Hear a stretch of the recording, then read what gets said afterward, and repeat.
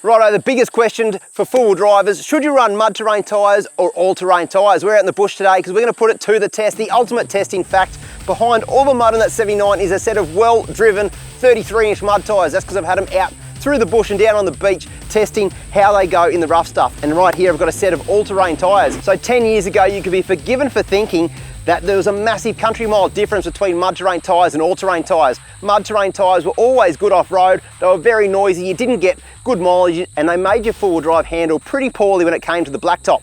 All-terrain tyres, a lot quieter, you got better mileage and weren't as good in the rough stuff. But I reckon these days tyre technology has changed so much that the difference between the two is absolutely minute. And that's why we're out here today, to put it to the test to see exactly the difference between mud terrain tyres and all-terrain tyres. This isn't just a talk fest in the shed like you're used to with other so-called experts. We're going to test sand, mud, ruts, rocks, and on-road to show exactly what the difference is between them to make you choosing your next set of tyres a lot easier. You're probably sitting there thinking, of course the muddy's going to give you more grip and traction off-road. And you're probably right, but at what cost? We're going to show you how much more grip they give you off-road, and then compare that to the difference on-road and on the sand to see whether the extra traction is worth it. To limit as many variables as possible, we've gone with Goodyear Wranglers in both the all-terrains and the muddies.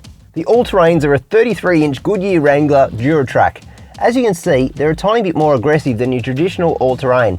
If we did this test 5 to 6 years ago, the all-terrain would look almost like a road tyre. The muddies are a 33-inch Goodyear Wrangler Kevlar MT. These are the ones I run on Sooty, the Dirty 30 and my 79.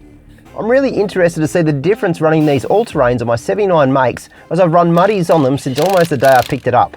Throughout the testing, tyre pressure will be exactly the same. 40 psi on-road, 20 psi off-road. First up, we're hitting the beach with both sets of Goodyears. So I've just jumped onto the beach. I've got the all-terrains on, and I've got to say,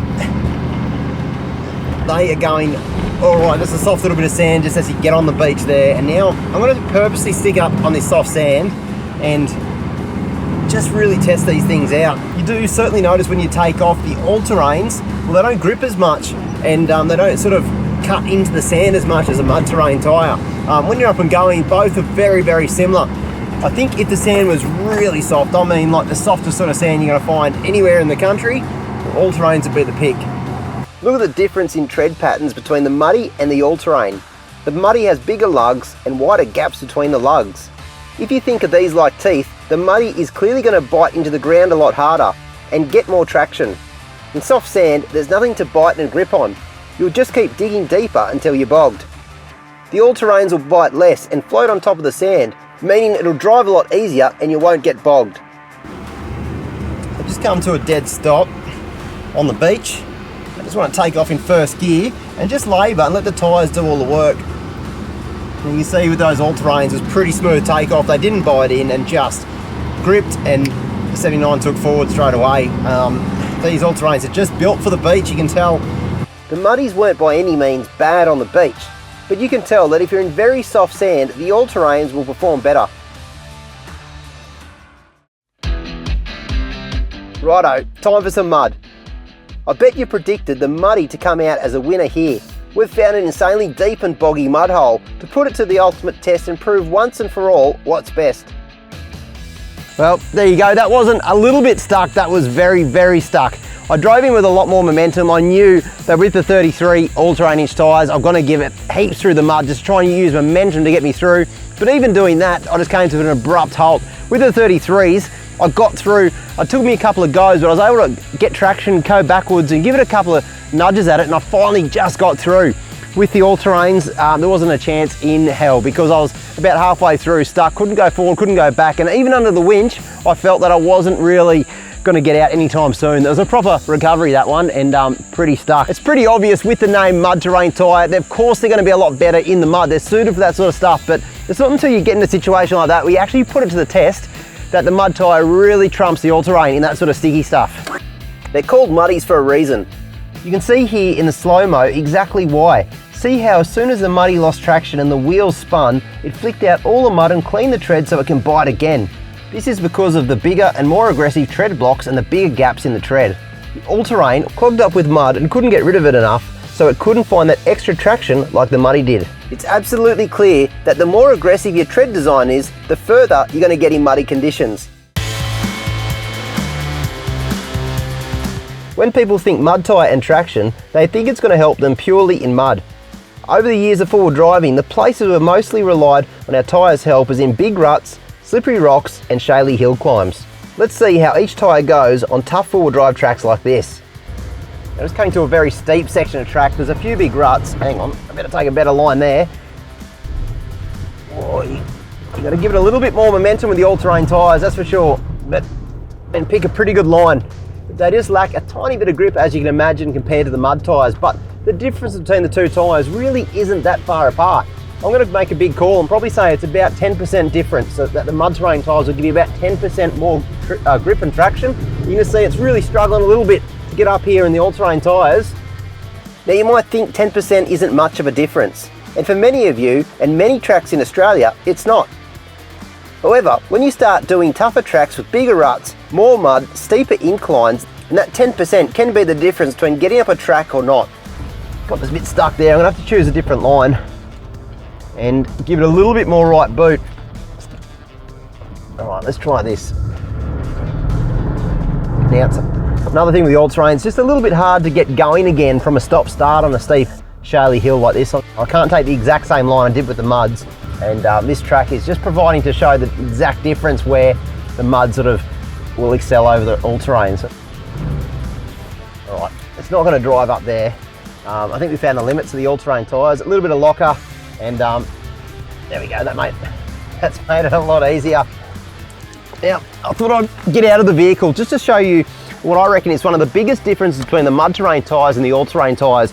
And this is a perfect example on this part of track where you can definitely see the differences. Now this is quite a steep portion of track. Now it's hard to see on the camera just how steep this is, but trust me, it is very vertical, and it's also got a couple of ruts in here. It is very slippery as well. So it's a fair dinkum four-wheel drive challenge.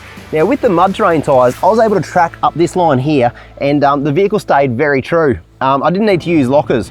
Now when it came to the all-terrain tyres, I took the exact same line, but it didn't have the same sort of grip as the mud terrain tyres, and actually threw me off course a little bit. And I find the biggest difference between the mud terrains and the all-terrains is on those ruts. With the mud terrain tyres, having that aggressive tread pattern, especially on the sidewalls, helps you to track true on ruts and climb out of ruts quite easily. The all-terrain tyres, they do a great job, but just as you can see, it's just slipped out of that rut and I can't get the vehicle back up here.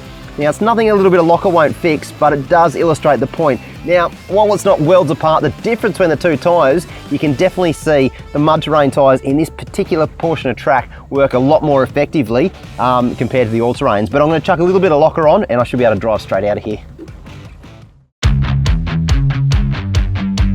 Righto, time to test them out on rocks.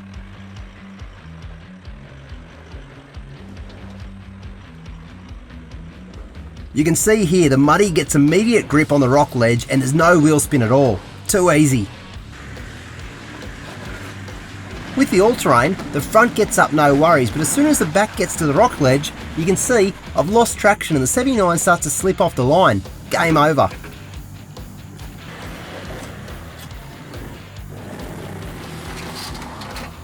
There's no getting up this line. Time to choose a different one.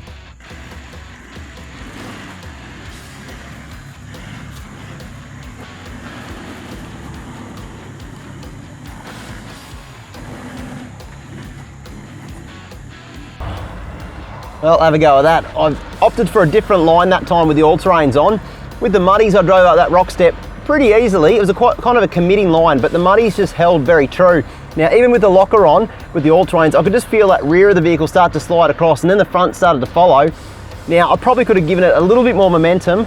I gave it 2 shots, but I decided in the end just to take a bit of an easier line, and I suppose it just goes to show the difference between the two tyres on that particular challenge. The all-terrains just didn't quite have the traction that the muddies had up those sharp sort of rocks. So different line was needed, but anyway, I reckon the two are pretty close. Overall, it's clear the muddies are the winners off-road. Yep, the all-terrains are slightly better on the beach, but not enough to take any points away from the muddy. Again, it's the result we expected, but a lot closer than you might have expected too. Let's now jump on the blacktop and see what comes up trumps here.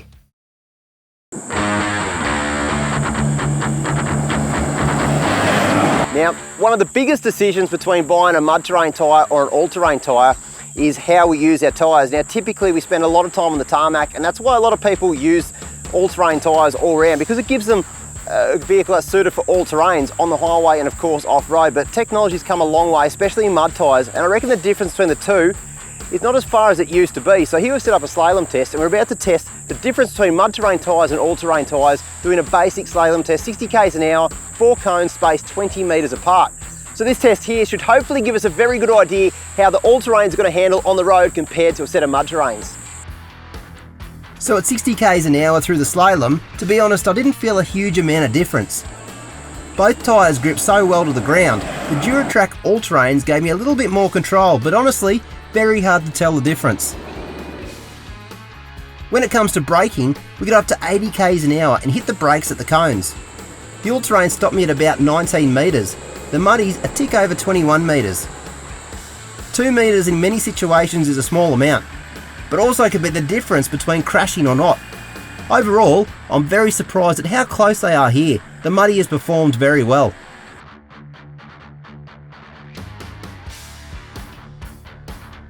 When it comes to the noise of all-terrains versus mud terrains, it is quite difficult to see in a vehicle like this, and especially off-road. So the real test is going to be on the bitumen. This vehicle is quite noisy at the best of times, so we'll get the tyres on the bitumen and also on a dirt road and just record exactly how noisy it is inside the cabin. Okay, what I've got in my hand right here is a sound level meter. Now it measures the sound in decibel, and the whole aim is to see the difference in sound between the mud terrain tyres and the all-terrain tyres. So I've got the muddies on right now. The sound just in the cab without even moving, okay, is about 60 decibel. As obviously when I talk it goes up. But now let's jump onto some bitumen, get this up to about 80 k's an hour and see what the sound is with the mud terrain tyres. Alright, that's quite interesting to know. When I got to 80 k's an hour, the noise was about 80 decibel. Now that's quite loud. This is a loud vehicle, of course, but it'll be interesting to test the mud terrain tyres versus the all-terrain tyres in this cab. As we can see, that sound is 79. As you can see that. It's in the high 70s at least. Well, I reckon that's one of the most interesting and perhaps controversial parts of the test. Now, it's always been the theory that mud tyres are way noisier than the all-terrains. That usually puts a lot of people off buying a set of mud terrains because of that reason alone. Now, as we just found out, the difference between the two really wasn't that much. And that's largely because tyre technology's changed, and all-terrains have good on-road manners, but so do muddies, which I think is really, really important. During the test, there was a fair bit of noise inside the cab. This test was to show the difference between muddies and all-terrains when it comes to the noise you hear from the driver's seat. Of course, not all muddies and all-terrain brands are going to have the same results. I reckon Goodyear has absolutely nailed finding the balance of on-road and off-road in both the muddies and all-terrains.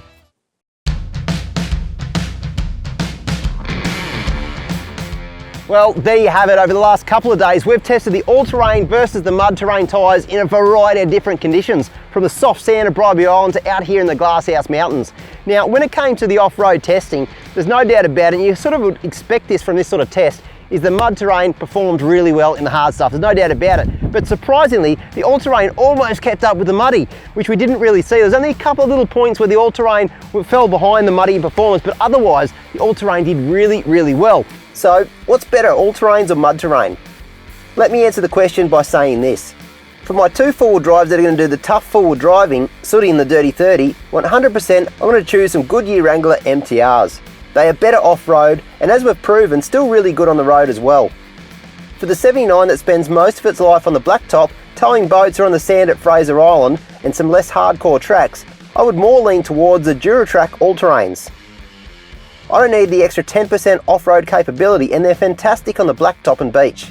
So at the end of the day, if you choose an all-terrain tyre for your vehicle or a mud terrain tyre, you're going to be happy so long as the tyre is a good quality tyre. Like always guys, we're really keen to hear what you guys have got to say. So let us know in the comments below what tyres you're running on your four-wheel drive. Do you run all-terrains? Are you happy with them? Do you run mud tyres? Would you swap back to all-terrains? We're really keen to hear from you guys. For me, I run mud terrain tyres on nearly all my vehicles and I'm really happy with them. But after this test, To be honest with you, I'd be happy to run a set of all-terrain tyres on the big 79 series here, because at the end of the day, I do a lot of touring, a lot of beach work, and that's just about it. I don't really take this one on the hard stuff. So a set of all-terrains I reckon would work really, really well. But like I said, guys, make sure you leave a comment below because we're really keen to hear from you guys.